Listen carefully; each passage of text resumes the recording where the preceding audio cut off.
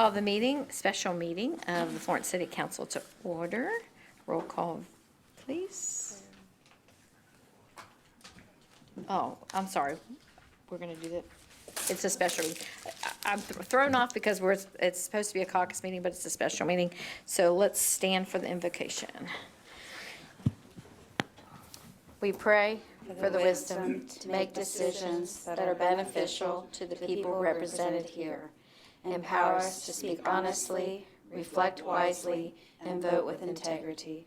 We seek your guidance tonight. Amen.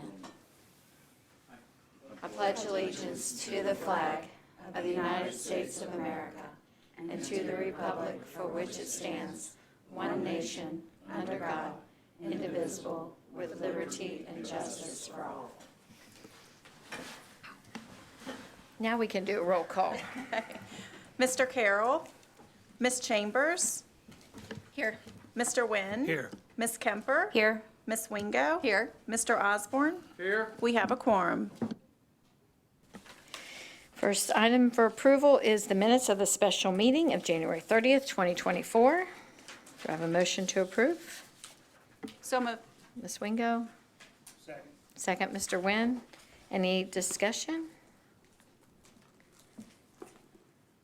All in favor? Aye. Any opposed? Motion carries. Next, we have a second reading of ordinance 01, 2024. It's an ordinance amending ordinance 03094 and adopting an investment policy to govern investment of funds by the city of Florence, Kentucky. As required by KRS 66.480, this ordinance adopts an official policy to govern investment of funds of the city of Florence. The policy designates the designated officials of the city authorized to oversee investments, lists permitted types of investments, establishes procedures for monitoring investments, establishes standards for diversification of investments, and requires periodic reporting of the status of invested funds. Ordinance 01, 2024 includes the changes to KRS 66.480, which outlines the types of investments which are permitted by municipalities and governmental entities. Ordinance 01, 2024, for the most part, follows the model investment policy recommended by the Kentucky League of Cities. The full text of Ordinance 01, 2024, including its exhibits, is available for examination in the office of the city clerk of the city of Florence, Kentucky, 8100 Ewing Boulevard, during regular office hours. Is there a motion to approve? So moved. Mr. Osborne? Second. Second, Ms. Wingo. Any discussion? We did discuss this at prior meetings, and this is a second reading, so. Seeing none, roll call vote, please. Ms. Chambers. Yes. Mr. Wynn. Yes. Ms. Kemper. Yes. Ms. Wingo. Yes. Mr. Osborne. Yes. Mayor, motion passes 5-0. Thank you. Next up, we have a second reading for ordinance 02, 2024.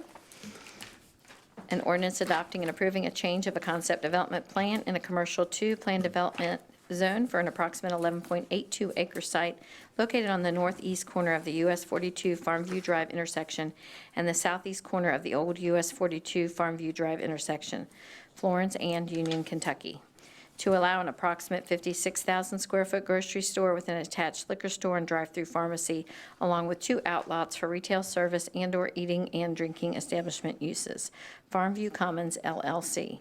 The effect of this ordinance is to allow an approximate 56,000 square foot grocery store with an attached liquor store and drive-through pharmacy, along with 2 outlots for retail service and/or eating or drinking establishment uses on an approximately 11.82 acre site located on the northeast corner of US 42 Farmview Drive intersection and the southeast corner of the old US 42 Farmview Drive intersection, Florence and Union, Kentucky, in a commercial 2 plan development C2 PD zone. The full text of Ordinance 02, 2024, including its exhibits, is available for examination in the office of the city clerk of the city of Florence, Kentucky, at the Florence Government Center, 8100 Ewing Boulevard, during regular office hours. Is there a motion to approve? So moved. Ms. Wingo? Second. Mr. Wynn? Any discussion? Roll call vote, please. Ms. Chambers. No. Mr. Wynn. Yes. Ms. Kemper. Yes. Ms. Wingo. Yes. Mr. Osborne. Yes. Mayor, motion passes 4-1. Thank you. Next is a discussion for annexation of certain territory consisting of a parcel of approximately 1.194 acres and 4.127 acres located at 1 Gridiron Lane adjacent to the city limits. That's the Boone County Pee Wee Athletic Association. And Mr. Hunt, did you have anything you wanted to add? I sure do. Where's my PDF, Melissa? Is it- Oh, Is it after? Well, I'm sorry, a little technical difficulties here.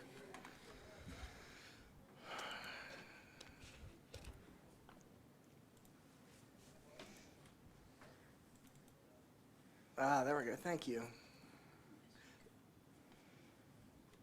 Yep, that's all we need. That works. We've discussed this before in the past, but just to be in compliance with House Bill 141, we wanted to have a formal discussion, and then after this, there'll be 2 ordinance reading as with all annexations. So just go over real quick again. The parcels identified in red are what is being annexed into the city of Florence. That yellow parcel that you can barely see is already in the city of Florence. Actually, everything else on the map that you can see is within the city of Florence. For whatever reason, those 2 parcels in red were in unincorporated Boone County. The Boone County Pee Wee Athletic Association has consented to annex in. Per my memo, that notification was sent to Judge Executive Gary Moore from the mayor indicating that there will be annexation taking place. He has replied back that they're fine with it. That does comply with the current freeze on annexations and the rules that you have to follow for all annexes that take place in the state of Kentucky right now. So that's it. I mean, we've talked about before, so if there's any questions, happy to answer those. And then from here, we'll do 2 ordinance readings, and then there's an MO for the other portion of this deal, which is a loan. there'll be no action tonight. Correct. So if there's any questions. Do you, am I okay to talk? Yeah. Okay. Where are we at with the loan? Where we're at with the loan. So, Mr. Nienaber, we finally received comments back from Boone County Pee Wee's attorney. So, yep, so working on the closing documents. Last step is we got to sit down with Linda and go through and make sure everything is good from the payment schedule perspective and look at that. And then we'll set a closing date. We have to pass an MO for the mayor to close on it. So we'll do that in conjunction with one of these annexation readings, and then we'll set a closing date and they'll be ready to move forward. They're excited, and I know that they're working on, of course, Chief knows more about it than I do, but they're working on getting everything scheduled for the construction of that field. They do. Yep. It's about, I think, 10 acres total, somewhere in there. Yeah. Yeah. Oh, 11.82 it says, okay. approximate, Approximately. 11.82. Always put approximate in there. All right. All right. All right, and then for the mayor's report, you have a few more days to complete your online survey for the Parks Master Plan. February 9th is the deadline, so it'll be here before you know it. We have really gotten a lot of responses. Eric, do you have any idea what the latest tally is? So we're getting close to 600 was the last I had heard, which is excellent based on what other surveys have brought in. And then there's a lot of action on the website as far as individuals going to each individual park and putting things that they like or dislike or areas for improvement. There's been a lot of participation there. And then there's also kind of where you can just put kind of Post-its and make comment about things. And there's a ton of those too. So we're getting a lot of great feedback. The event we had on the 31st where the public could come and join in and see what we're doing. We got some good participation there.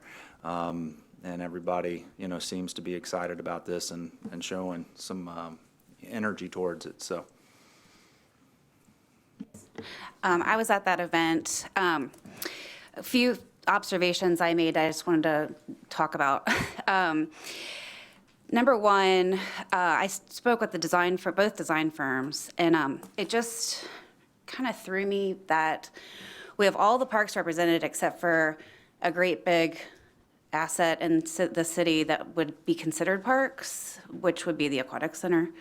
So I saw one of the suggestions of what people like to see aquatic lessons. So I asked about that, and I said, well, we already have swim lessons, and you need the aquatic center there in order to provide those lessons. So what do you mean by aquatic lessons? And they said, well, like, maybe some fitness classes, which I think is super, super awesome idea. But I just asked, like, the skate park has a big board asking what people would like to see added to it or changed about it, like lights, and, there were lots of suggestions on the skate park, but I just question why the aquatic center didn't have the same treatment, especially with Coney Island closing. I think we're gonna get slammed. And so I just am curious what we're doing, staff and council-wise, to take a real hard look at, do we need to look at expansions or things that could help eliminate kids in the water at all times? Like, could we add a basketball court, or could we add, something where they can also do something besides swimming in that facility? Because I think as the demand is there, we're going to have to start reconsidering a master plan on that as well. And to me, that falls under parks. So I'm just curious why that's being overlooked. So and we've talked about this in the budget retreat, so I guess let's start with why we selected the 6 parks. So the 6 parks we selected are open year-round, and we consider them active parks. So what the aquatic center being different, it's open 10 weeks out of the year. I'm not saying it shouldn't be studied or shouldn't be evaluated. If you guys deem that's appropriate and we do a whole different master plan focusing solely on that. Coney Island just closed, so that's new. That would have been prior to any decisions you guys have already made. And the impact that's going to make, I think that's still to be determined. We'll see. If we get slammed this year, that's not a bad thing. That tells us we need to make improvements to the aquatic center. So I'm not opposed to that, but the reason it was left out is because we focused on the 6 active parks that are open year-round, and that's kind of when it was presented at the budget retreat, that was the focus at the time. So I'm more than happy to look at the aquatic center or water golf, whatever you guys decide, but that's why we landed on those 6 parks. And that makes sense. What year was that would have been? This past. At the budget retreat that this year. that you took part of. Yeah, I was part of that, but I don't remember us saying we aren't looking at the aquatic center in the parks. I don't remember that. If it was said, I apologize, but I just felt like when we talked about the master plan at the budget retreat, it was something that was already in motion. Like, it was already something that was before my time of what parks were decided and such. I just remember it being like, oh yeah, we have this master plan.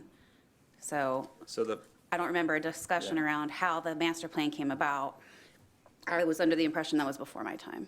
Yeah, so at the budget retreat, I presented funding for you guys to entertain and approve to start this master plan on these 6 parks. Okay, yeah, I mean, I remember the budget being approved for the master plan. I'm just curious, I don't remember us saying which specific parks. I'm not sure. Well, I too was surprised that the master plan, along with improving our existing parks, didn't include more talk about what we could do with some of our empty spaces. So I agree with Jenna. There wasn't a lot of, like, when this was all rolled out, I was surprised by many things. So, Yeah, So I would just comment back, I didn't hear that any comments about that when we went to talk about it at the budget retreat. But one of the other things about these 6 parks is we do not charge any admission. There's no fees associated with any of these parks. So these are open public access. There's not a fee, whereas you would have to pay to golf, or you would have to pay for the aquatic center. We're in special meeting, so we're veering a little off topic, but I think what we can do is sit down and talk about maybe a work plan for reviewing the aquatic center. But keep in mind too, any undertaking such as this, that's a big task for staff, it just occupies a lot of staff hours. And to throw into another level of the aquatic center, which is this, larger thing, it would really almost make this master planning process too cumbersome and to navigate through. So maybe just separating it out and handling it on its own makes more sense. I know they want to plan their work in that department, and they have other obligations to do as well. And so that was his recommendation. Is that correct, Eric? Absolutely. The aquatic center wasn't funded, so that wouldn't have been part of that proposal. So if we added it now, we would have to go back and figure out what that would cost, and there'd be a budget amendment. And it would definitely, for managing it, I would just, if that's something that the council desires, then we can draft that up and have that ready for the upcoming budget retreat. Okay, thank you. On Monday, February 19th, we are going to celebrate President's Day. Our offices are going to be open because we have a fabulous display out there. We want people to come check that out for the whole week from February 19th through February 23rd from 9 to 4:30 every day. Also encourage everyone to register for our upcoming Book and Literacy Festival. It's on February 23rd and 24th. There'll be children's programming and adult programming on both Friday and Saturday. And Friday evening, there will be a Books and Bottles event at the Florence Nature Park Event Center.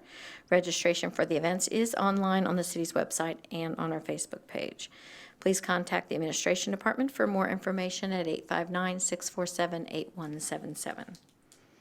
The city did launch our YouTube channel for live streaming city council meetings. The direct link for the channel is on our website, and the channel is called City of Florence, Kentucky, and Kentucky is spelled out.